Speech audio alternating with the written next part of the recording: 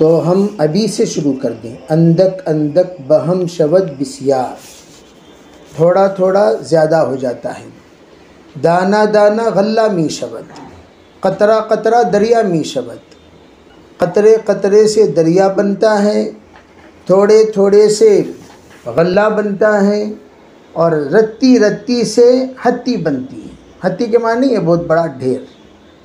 तो खैर अल्हम्दुलिल्लाह ये हुज्जाज कराम की आमद का वक्त है। तमाम हुज्जाज अल्लाह के घर की दीदार से, रोज़े अक़दस के सलाम से फ़ारिग़ होकर वापस आ रहे हैं, और उनसे दुआ की दरख्वास्त करने का अल्लाह के रसूल अलैहिस्सलातु वस्सलाम ने हुक्म दिया। होना तो ये चाहिए था कि हम लोग हाज़िर होते, दुआ की दरख्वास्त करते। अब हमारे पास बराह रास्त जब हुज्जाज तशरीफ़ लाए हैं तो हम लोग उनसे दुआएं ले लें, खूब उनसे इस्तिफ़ादा कर लें। बात जो उन्वान के एतबार से चल रही थी, मैं 5-5 मिनट में उस उन्वान का हक़ अदा करने की कोशिश करूँगा, ताकि उस इश्तिहार का भी जो हक़ है वो अदा हो जाए।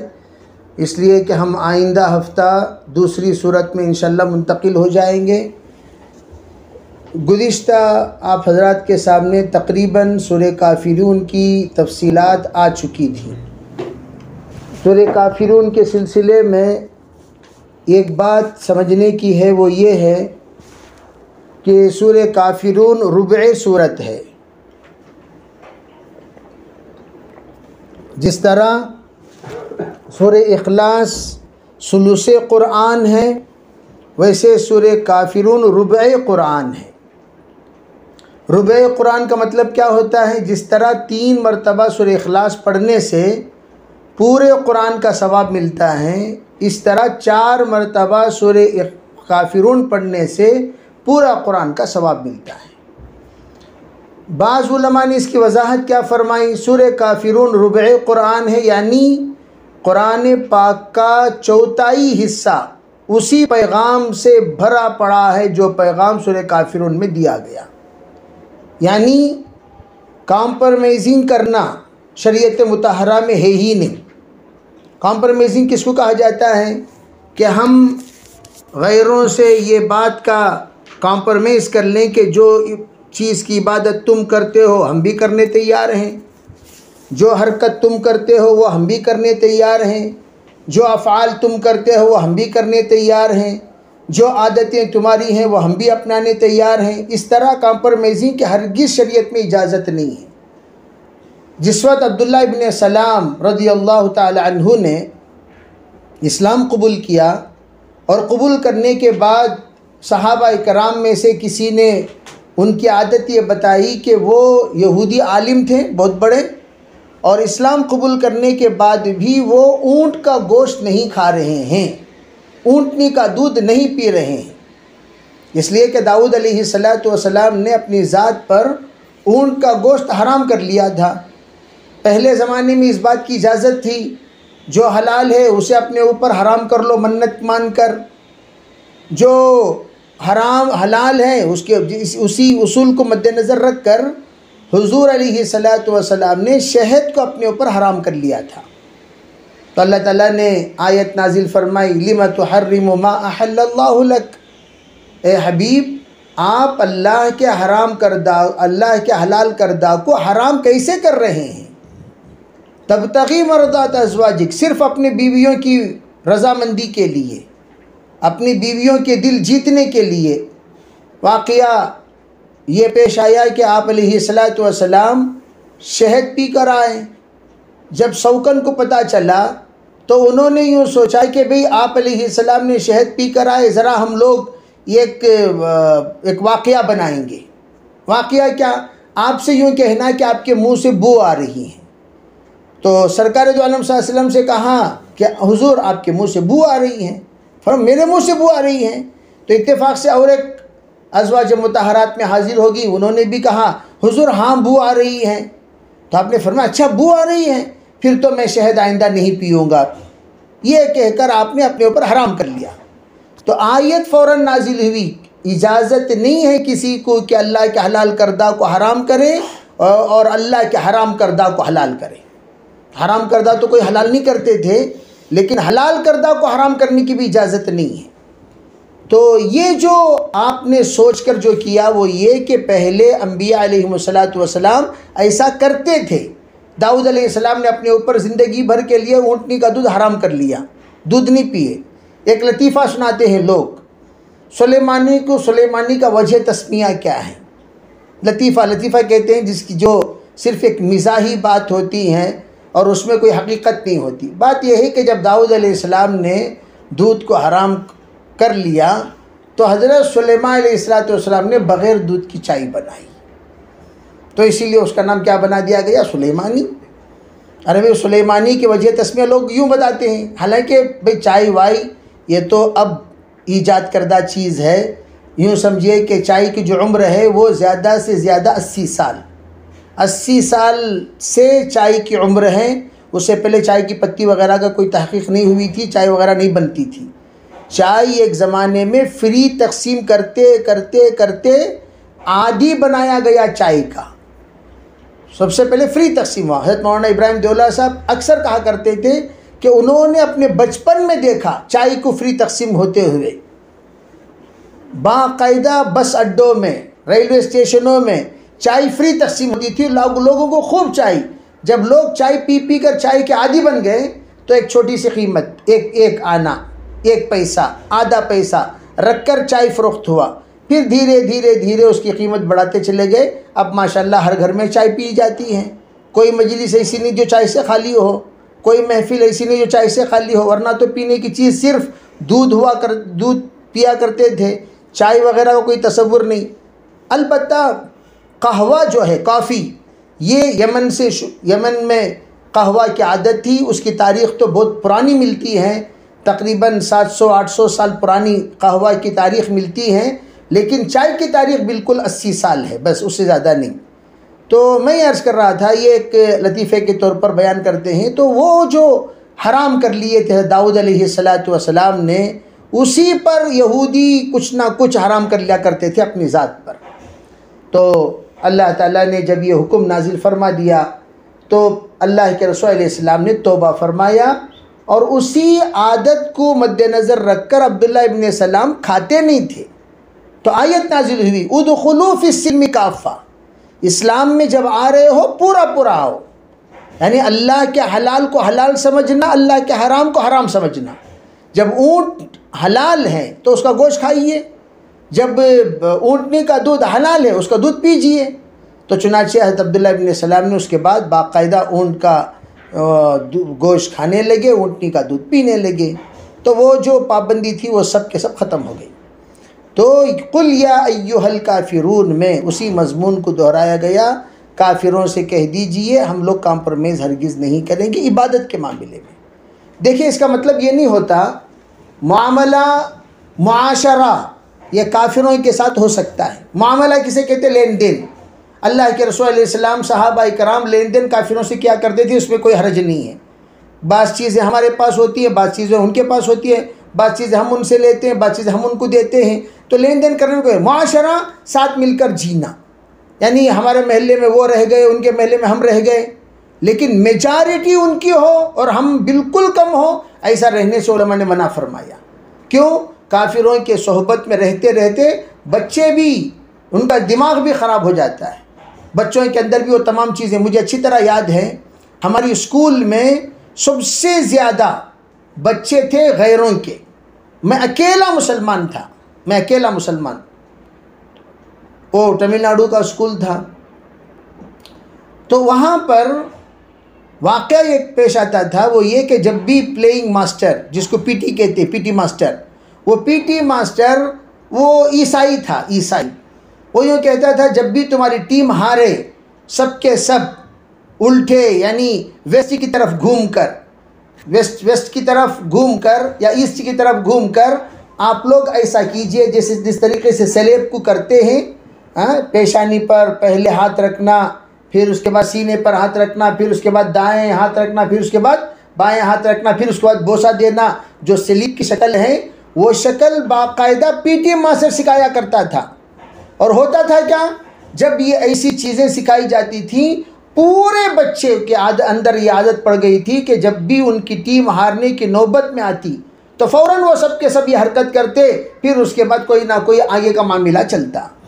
तो ये जो सोहबत है बच्चों की, जिस पर हम खुद मुब्तला होकर, मैं आपको ये अर्ज़ करना कारगुज़ारी के तौर पर बताना चाहता हूँ, हर स्कूल में इस तरह की हरकतें होती हैं।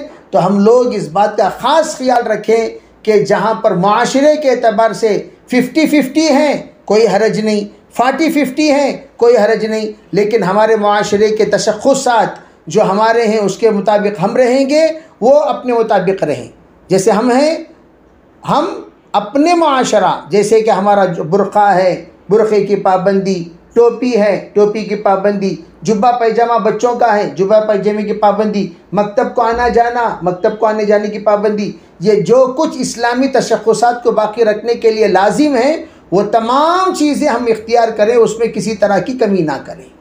तो ये मैं आप हज़रात से अर्ज़ करना चाहता हूँ, कुल या अय्युहल काफ़िरून में ला अअबुदु मा तअबुदून जो कहा गया, उसका मतलब जो परस्तिश खुदा की तुम करते हो उसकी परस्तिश हम नहीं करते, हम हरगिज़ नहीं करते। तो ये है कि परस्तिश के मुताल्लिक़ इसमें एक और एक चीज़, जो गैरों की, जैसे कि अय्यो आजकल की माशाल्लाह हर एक की ज़ुबान पर, अच्छे लोगों की ज़ुबान पर, अय्यो मैं भूल गई, अय्यो मैं आना उसको सोतले को थी आई नहीं, अय्यो तुम्हें कान चले गए। क्या ये तरीक़ा, जब मुँह में अच्छे नमाज़ पढ़ने वाली औरतों की ज़ुबान पर अय्यो। पहले हम लोग एक इश्तिहार, छोटा एक स्टिकर बांटते थे, डोंट टेल अय्यो टेल अल्लाह। अय्यो क्या है? अय्यप्पा स्वामी को पुकारना है। अय्यो क्या है? अय्यप्पा स्वामी को पुकारना है। तो अय्यो गोया ये कोई मामूली चीज़ नहीं, गोया गैरों की ज़ुबान पर चल पड़ी जो अल्फाज हैं, जो अल्फाज चल पड़े हैं, वह मुसलमानों की ज़ुबान पर भी है। उसकी एक मिसाल मैंने दी। अय्यो तो सब बोलते हैं।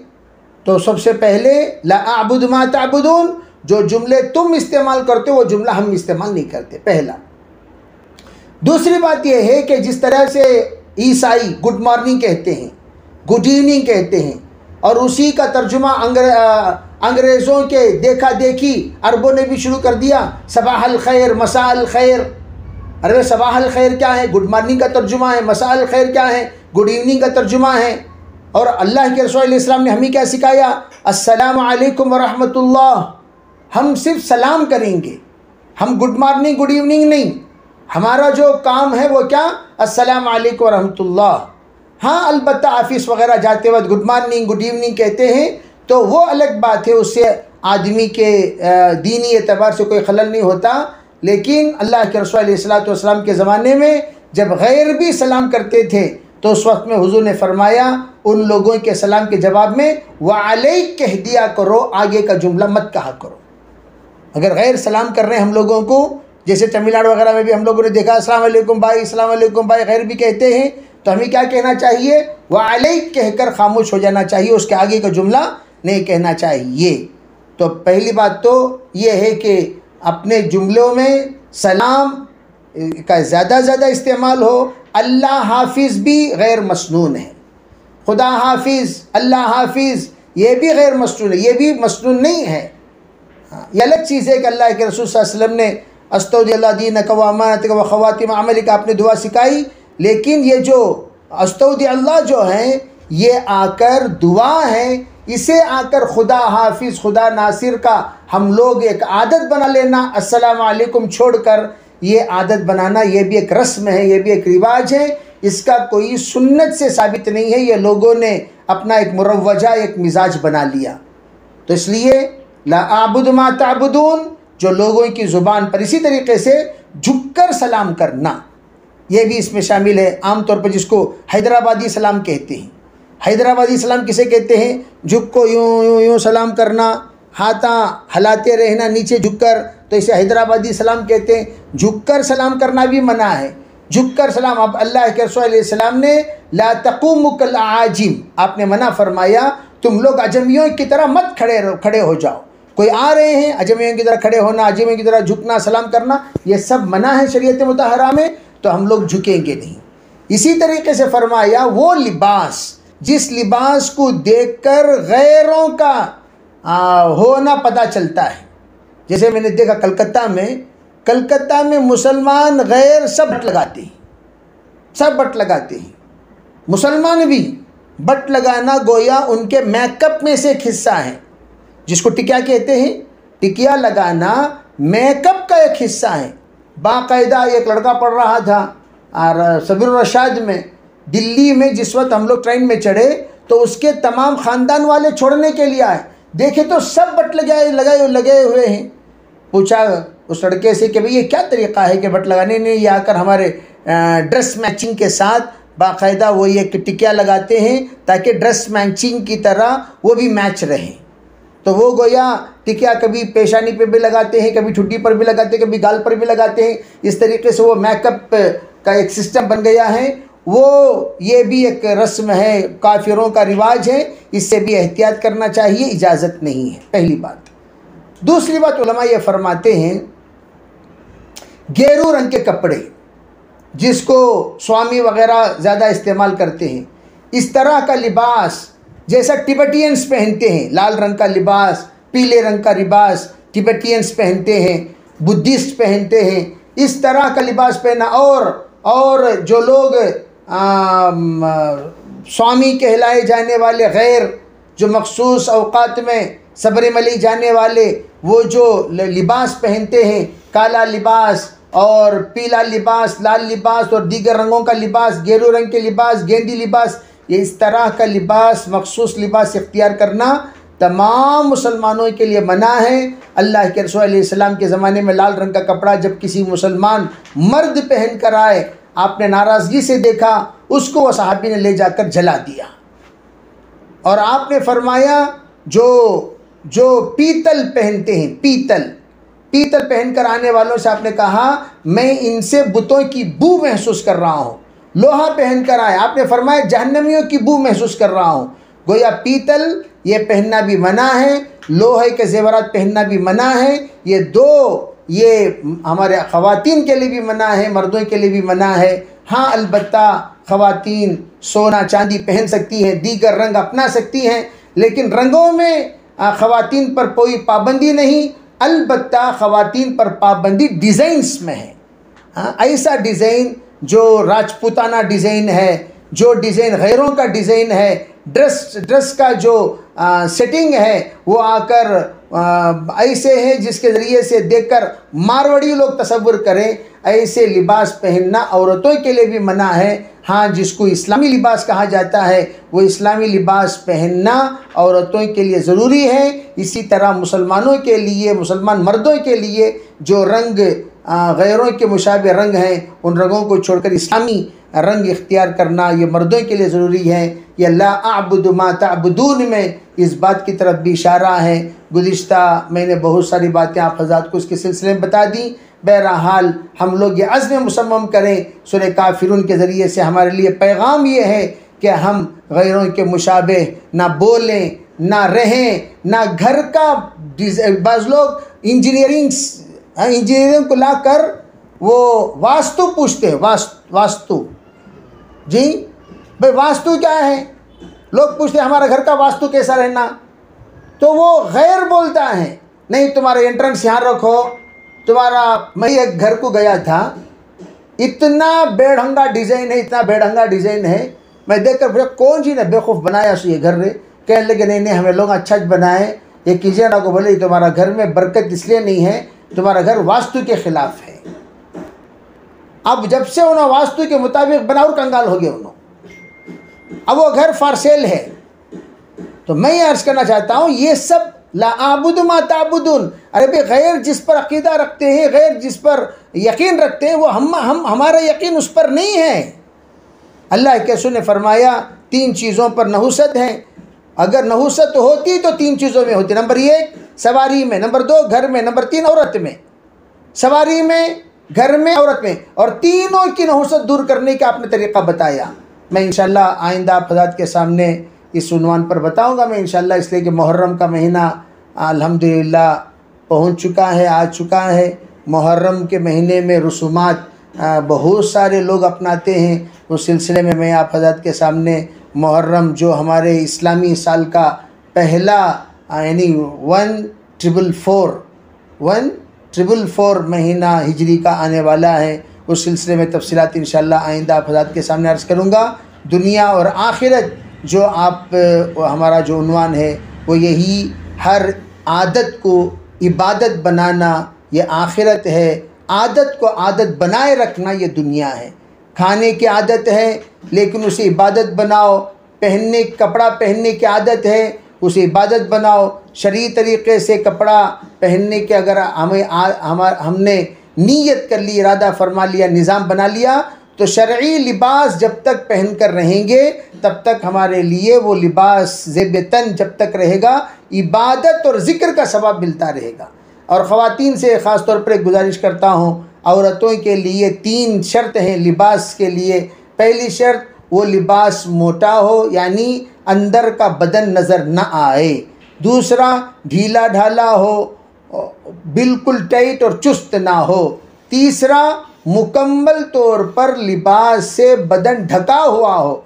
वो हाथ है तो हथें बिल्कुल अपने कलाई तक होनी चाहिए, और जो हमारे जो नेक है वो नेक यानी नीचे दामन वो आकर बाकायदा गर्दन तक होनी चाहिए, पूरा गर्दन छुपा हुआ रहे, सामने कोई हिस्सा खुला हुआ ना रहे, बिल्कुल गर्दन तक गले तक लगा हुआ रहना चाहिए। जिस तरीके से मर्दों का जुब्बा होता है उस तरीके से औरतों का भी होना चाहिए, वो ऊपर तक लगा हुआ होना चाहिए, गला नज़र नहीं आना चाहिए।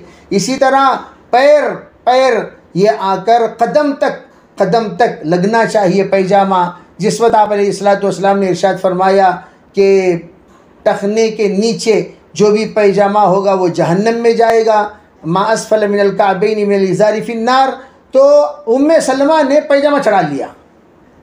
हुजूर आकर देख रहे घर में तो उम्मे सलमा पैजामा चढ़ाई हुई है।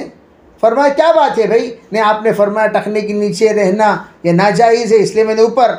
आपने फरमाया और मर्दों के लिए है, औरतों के लिए नहीं, उतारो और नीचे उतारो। तो उन्होंने नीचे उतारा, और उतारो, नीचे उतारा, और उतारो, नीचे उतारा। पूछा कहाँ तक उतारूं? फरमाया कदम को आकर तुम्हारा पैजामा लगना चाहिए। चुनाचे वो पैजामा कदम पर आकर लगा। उस वक्त तक उम्मे सलमा से आपने कहते रहे और नीचे और नीचे और नीचे। तो बहरहाल हम लोग इंशाअल्लाह इस सिलसिले में तवज्जो देंगे। इसी को आदत इबादत कहते हैं कि दुनिया और आखिरत क्या है, हर दुनिया को आखिरत बनाओ। इंशाअल्लाह अल्लाह ताला दुनिया के हर काम में आखिरत को संवारेगा। अल्लाह हम सबको अमल करने की तौफीक अता फ़रमाए। अगर सवालात की चिट्ठी हो तो फ़ौरन भेजें, इंशाअल्लाह दुआ हो जाएगी।